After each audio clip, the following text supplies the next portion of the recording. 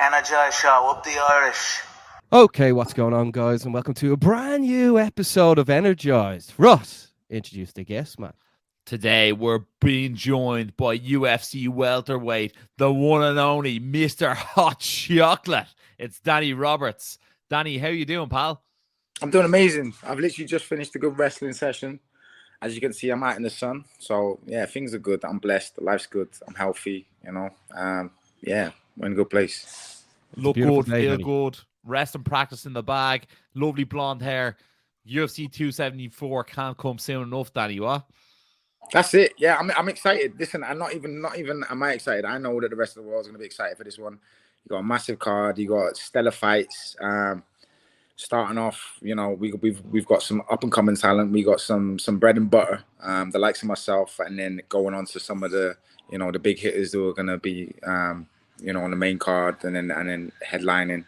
It's gonna be one that no one's gonna want to miss. Honest to God. Exactly. That's why the people listen now on Spotify. This is going to be a banger. It's going to be UFC 274 on the 7th of May in Phoenix, Arizona. Danny Roberts taking on Tronaldo. Danny, like when you got Tronaldo's name, like what came across your mind? I'll be honest. When I got Trinaldo's name, I'm. You want to call me old guard, you want to call me a seasoned veteran, whichever way you will look at it, that's what I am. But also, I'm still relatively new to the game in the sense that there is people like Tronaldo that have been there since, you know, I was watching UFC before I actually got into it. So again, seeing this guy, seeing what he was about, there was times when I've watched him on fights and I thought, you know what, I wouldn't like to fight the guy. He looks like it'd just be a pain in the ass. Hard, wiry. He's got certain skill set and certain you know, ethics what he does. And he actually does it really, really well. But then again, I started to come up the ranks. I started to realize who I was. I started to grow into my full persona and, you know, my full capabilities. And then I realized and know that there was probably going to be the time when me and him would meet, or if not, there'd be other people that I've watched that I would probably meet, because that was what I was looking to do: challenge the next level, step up, move on, and become better as an athlete and as an individual and as a man. So Francis got brought up, the name got brought up. I was excited to take the fight. Stylistically, it's a banger. It's a banger of a fight. And yeah, I've done nothing but visualize on putting this guy to sleep. We're going to put him to rest. Yeah, because this will be your 12th appearance in the octagon, but like he's over double the amount of fights as well. Like this is a vet. Yeah. That was, again, that's one of the things that we talk about, and we talk about where the UFC's been, their journey, and how they've transitioned and transpired into where they are right now. Francis Trinaldo's been a part of that since back in the day, you know. If you had a look, you know, moving through sponsors and, you know, from the shorts when they used to have their sponsors and stuff like that on them. Francis has been around for a minute, so I know that, again, he's one of these guys who's old guard. He's one of these guys which is gonna come out. He's gonna have a certain mindset going into the fight. He's gonna have a certain way that he's gonna put pressure on me. He's long in the tooth now. Guy's 43 years old, and he's been there, done it, and come back.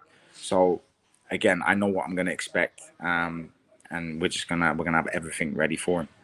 Yeah, he must be close at this stage to being the oldest guy on the UFC roster at this stage. But you know what they say, it's hard enough to get to the UFC, but it's far harder to stay there.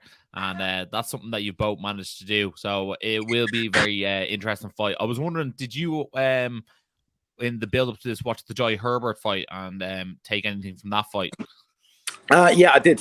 And again, for him, I think that was an amazing performance. But then I look at what Jai was doing good. And we can't take you look at fights, and then when you see someone get finished, you all of a sudden you forget about what happened before the finish. You've got to analyze it. And as a fighter, I analyze that stuff. And as I pulled it apart, I still seen holes in this game. I still seen this slow, labored, you know, this big, strong dude. And that was him fighting at 155. Let's not forget. He's moving up into the big dog stage now, and he hasn't fought a big dog yet. And I'm that guy. I'm that guy to see him. And again, for the fights that he's had, 28 wins, 7 losses, 8 losses. He's been around the block. He's a seasoned vet. So, like I say, he's going to have a certain work ethic which he's going to bring and put forward. But we're just going to nullify it. We're going to do everything we need to do to just come on top. And Danny, I've seen that in your last couple of fights, you've had Greg Jones from Sanford MMA, and you touched on base that you're doing a bit of wrestling this morning. Will you have Greg Jones in your corner come fight night? I need to sort this out because, yeah, we've been going back and forth at the moment. I still have a big part with Sanford MMA and the boys back out in the States. In fact, I'm flying out there on Saturday, and I'll be there for a week to climatize and just get ready before I then move on to Phoenix. Now, there's a couple of lads that are fighting on the card, as you know. Michael Johnson against Tony Ferguson. Again, another banging fight. Coming from the same team. So I speak to the guys. They're going to be there. Greg Jones, I want him to be there. Greg Jones is more than just a coach. He's a mentor. He's a friend. And we have this weird connection. He speaks, I do. Now, as a coach and as one of the highest level coaches there are in the world, and to be able to execute something at, the top, at the elite, is something that you need. So, yeah, I'm going to be looking to get him there. He'll be in the corner. We'll have the full team. We're looking to shine. Can you even say you're a top UFC welterweight if you haven't stepped foot in Sanford MMA? They seem to have some of the best in the business. Yeah, no, real talk. Because we know you got Ian Gary out there right now. Yeah. And he's the perfect example. So he's a young up-and-coming athlete. I went over to Sanford, which was long before that. It was Hard Knocks 365, and then before that, it was Black Zillions. So a big base and the foundation of the team has always moved together, moved forward. I've seen Ian Gary over there. I've watched this story. I've seen him, with the fight team and with the training partners, and he's in the right place. It's gonna help if you can handle the heat. If you can go into the oven and come out and not be scolded, trust me, you're gonna come out smelling good. And Ian Gary's in a good place right now. And again, he's probably right now, if you want a realistic view of what it takes to go over to a gym like that and to come out the other side and see if you're ready. Yeah, that's what you need. Yeah, he also came through Cage Warriors like yourself as well. Yeah, it's tough. I went out there and it was a wake-up call. The first time I got to Sanford, you go and train for 2 hours in the morning with these big monsters, these big beasts, and you go home, you feel like you want to sleep for the rest of the day because you're broken. So it takes a little bit of acclimation, getting used to it, body hardened, but then it only prepares you for the fights. So it swings and roundabouts with it. You've got to go into the darkness to be able to see the light, And exactly. Danny, we'd be remiss not to ask you, what's your take on, obviously you've trained with Kamaru Usman, and now, he's fighting a fellow Brit in Leon Edwards. What's your take on that fight? It's a tough fight. It's a tough fight for Leon, in a sense that I feel that Kamaru's got stronger and stronger. He's had certain things from day one, which obviously have been a foundation of who he is, i.e. his wrestling, i.e. his isometric strength. The guy is a freak of nature when it comes to his strength. And I know that, again, because of training with him and then seeing him from tough to getting a title. I would love to see the belt come back home to the Brits. If it wasn't me, another welterweight, Leon Edwards, I'd love to see him do it. But 100%, he's got one of the biggest challenges he's ever faced in front of him. They've both gone from strength to strength. They've both been winning.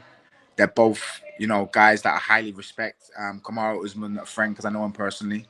But yeah, that it's going to be, for me, that's going to probably be one of the fights of the year to watch as well, if I'm honest. Yeah, I think for me, a lot of it will come down to how Usman will deal with Leon's speed, because I feel like Leon will have the speed advantage, and we'll be able to see if Leon can keep it on the feet. Yeah, I think you're right. But also, with that being said, we've seen people who've had speed. We've seen people who've had tempo. We look at Colby Covington, and he's someone who's just in your face. He reminds me of just like a wasp or something like that. You're just trying to keep him away. Just as annoying as well. Yeah. I say physically and mentally annoying. My thing is that still Kamaru Usman was able to control the fight. So that's when somebody's true skill and talent comes in. What can you do? How can you manipulate the fight to end up being in control by you?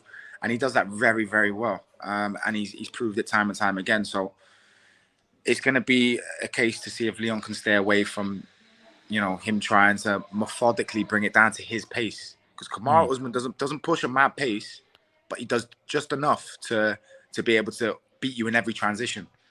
And that's annoying. It can mentally break you before it physically breaks you. And I think that's the biggest threat that Leon actually has in front of him.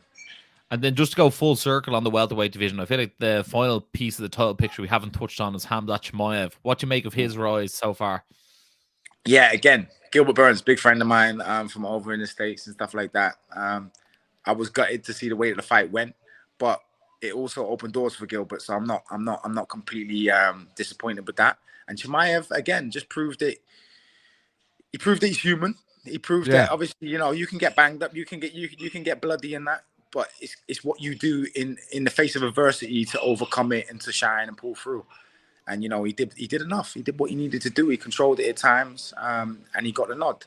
Now, as far as him fighting for the title, again, we've got a really interesting fight now that we want to see: Colby versus Chimaev, and I think that has to happen while Leon fights Usman, and then back end of the year, maybe early next year, we see that title fight happen. It's exciting. Come on, the welterweight division is exciting, and if anyone's bringing heat to my division, and more excitement, and more fans, and more scope, and more observation from people outside of the sport, then what? It's winning. We're all winning. So again, I applaud these guys. Keep going out, keep fighting, keep pushing, and keep shining, man. Danny, my hot take on the welterweight division is that it's actually going to be Belal Muhammad versus Khamzat Chimaev next. I feel like Colby is going to be awkward. I feel like he's going to be awkward to deal with, and I feel like it's going to be easier to get a Belal versus Khamzat fight. But I think we have to see Khamzat over 5 rounds. I overlooked that. Sorry. Well, in fairness, I think all the talk is the Covington fight, but I feel like Colby's that bit more difficult to deal with. So therefore, it could be just as easy to just go, you know what, Belal versus Khamzat. But I just want to see a 5-rounder. I would love to have seen Burns versus Khamzat as a 5-rounder. Yeah. You'd like to see that? Yeah. That was such a great scrap. Again, like 2 more rounds of that would have been amazing. Yeah, I reckon somebody dies. I might not be smart. But yeah, Belal, you can't write that guy off as well. Come on, what's his win streak now? 8, I think, 7 or 8. So you're talking about a guy who, he got beat by Vicente, he got knocked out, he's gone away, and regardless of where he is in his career, he has shown an amazing amount of mental, stability and strength to carry on pushing through and to prevail the way he has. Hang on, you're going on an 8-fight win streak, now you're knocking on the title door. And Danny, obviously UFC London put British MMA more on the map than it ever has in a very long time. It was a huge event. Were you disappointed not to be on that card? I was disappointed, yeah. But obviously we've got UFC 274 coming up. I'm the only Brit on the card, so there's a lot of scope there. Yeah, I kind of didn't not get overshadowed. It would have been nice. It would be nice to be fighting, alongside my fellow Brits, and to also be, at home. My friends and family would have been there, sitting cage side watching. But shortcomings, things happen like that. I talk about timing and things like that, and again, with where I've been and with what's going on, and this fight in 3 weeks has worked perfect for me. It's magic. So yeah, I'm gassed. My focus and my vision's just been on that and that only now. So that's all we're gonna do is just get over that bridge and that hurdle. And then Danny, obviously the word in the street is they're coming back to the UK in July, whether it be Manchester or whether it be London again. Would that be enough time for you to turn around and fight back on that card to get that hometown shown? Well, yeah, I was on the phone to my agent this morning, speaking to family yesterday, understanding the dynamics of what's going on. Come on, I go out there, I go and put this even more encouragement for me to go out and be the first person in history to knock out this guy, get a quick turnover, and be ready for July. I've already been working. I've been working. I stay consistently working. I don't stop. Every single day, I'm striving for more. So all I need to do is come out unscathed. And Is that what you're planning on saying on the mic after the fight? UFC 274 in Phoenix, Arizona on May 7th. Took the words right out of my mouth, my man. Come on. I'm the only Brit on the card. It would be insane for me to not mention it. right? No, absolutely. Yeah. And there's some other unbelievable fights on this card, so we'll get loads of eyes on it. You have like two vets in Cerrone versus Lozon going at it. A rematch between Shogun and OSP, Chandler versus Ferguson, and Oliveira versus Gaethje. Like they're gonna be like fighting in the back for the 50 G's for the fight of the night bonus. And then Rose versus Carla, which is a rematch of the first ever women's strawweight title fight. Like, you know what I mean? Like there's gonna be eyes upon eyes upon eyes on this pay-per-view. And then, you know what I mean, right bang in the middle, we're going to have Danny Roberts versus Francisco Tronaldo. And Danny Roberts, he's come to have a win, put his feet up and have some hot chocolate after that fight. Yeah, that's the plan. That is actually the plan. Come out unscathed, be sweet, have a little sip, let them know about UFC back in the UK for July. Get my spot in there nice and early, obviously announced, and then walk out. Enjoy the time with the team. I can already envision it now. Yeah, I definitely think it's on the cards. I saw you've done a lot of training in Manchester top team. Is this the new home for Danny Roberts now that you're back on British soil? I'll be honest, obviously, since being back home, again, for next camp, I'm going to be doing a big chunk of time out in Sanford MMA, so I will be incorporating the team back out there. But this has been a test, as it's been a test for everyone during that lockdown time and COVID and the last unfortunate era that we've had at the stint. Sorry, but I would say for me, it's more so like it's been a test in a sense. How well can I still function? How well can I still amalgamate and put together the right system that I can still prevail and I can still come on top. Now we fought a very high 5-1 guy in October off the back of me being at home, having injury, having mishaps, having an operation, being back home with the family, a lot of external stress. So we've overcome. Manchester top.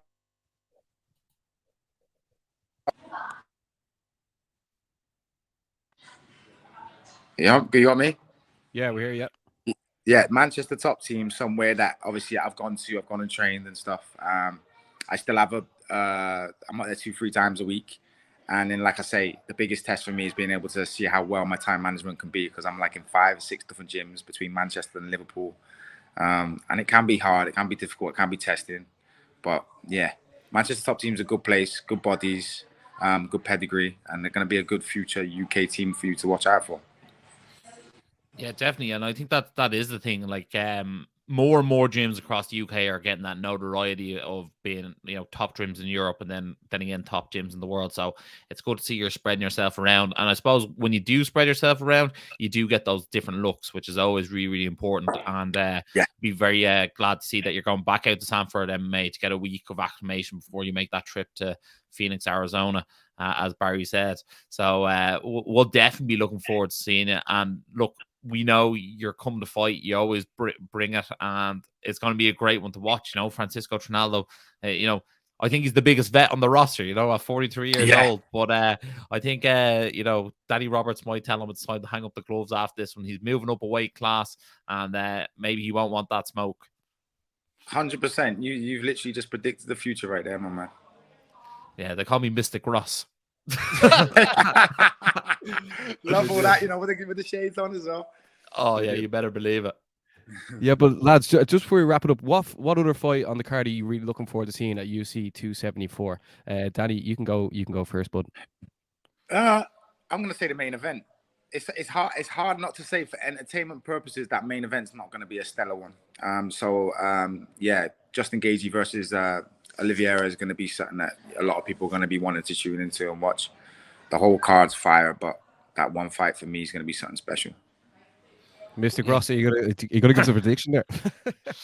I actually like Gaethje to win on this occasion. I think his leg kicks, I think his leg kicks and his heavy hands might be able to get the job done. I saw the way Chandler sort of hurt him in the first round. I think Gaethje has that bit more finishing power than Chandler does, in my opinion. So I'd like him in that one. But bar the Danny Roberts fight, which is obviously we always look out for our European brothers. So I'm definitely looking forward to that one. That's my big kickoff tonight. That's our fight of the night. That's our fight of the night. I'm really looking forward to. I'm really looking forward to Rose Carla too, just because that was obviously the first ever women's strawweight title fight. So like that division has come full circle now, and it'll be interesting to see how Carla can do against this newfound Tug Rose. And like she says, she's the best. Yeah. Another one that I'm looking forward to seeing is Michael Chandler, Tony Ferguson. It'd be interesting to see what Tony Ferguson comes out, but like Michael Chandler is always in a fight of the night contender. So he's up at Danny. He might try and steal your fight of the night contender ship at UFC 274. So you might have to have a word with him beforehand to maybe take it a bit easy, you know. I'm doing that. Trust me. We're gonna be together backstage beforehand. So I'm gonna tell him just to ease down on the intensity, Mike. Leave some for me, yeah. What's called? I don't want to see Danny Roberts win fight tonight. I want to see him just straight up performance bonus knockout. That's what I'm talking about there. I think we all do. Mystic Ross, I'm going to take you with me, honest to God. Yeah, no worries. I was called I'll mean mug Tronaldo from across the way. No, I love it. Danny, before we head off, do you have any shout outs you want to give out? I would just like to say a big, massive thank you to everyone, my team, my friends and family, the people that do support me, the people that are on side, the people that matter to me the most, that continue to help me shine and make the things happen. These are the people that I don't actually manage to give, time like this to. So for that reason, I owe my thanks, my love, my devotion to them. My friends, my family, my coaches, Henry Hoof, Greg Jones, Danny Wivo, Chris Tam. Thank you for everything. And again, my sponsors, thank you for supporting. Love it. Before we go, we'd like to say a special shout out to Venom. Venom Fight Gear have sent the Energized show out some lovely fight kits. So we'll be looking well in our fight gear too. Baz, you got a lovely PI top there. So I'm over the moon with this. Thanks a million, Venom. And then also shout out Monster Energy as well for supporting the lads, keeping us very energized, Ross. You better believe it. Guys, thanks a million for watching this video. Hit the bell notification so you don't miss any other Energized content. Make sure to like, share, subscribe, and as always, stay energized. Energized show, up the Irish. Been sussing you guys a couple of times. I've seen a couple of clips. I think you've done some interviews with Dylan Moran and that I saw. So keep going, keep up the good work, guys.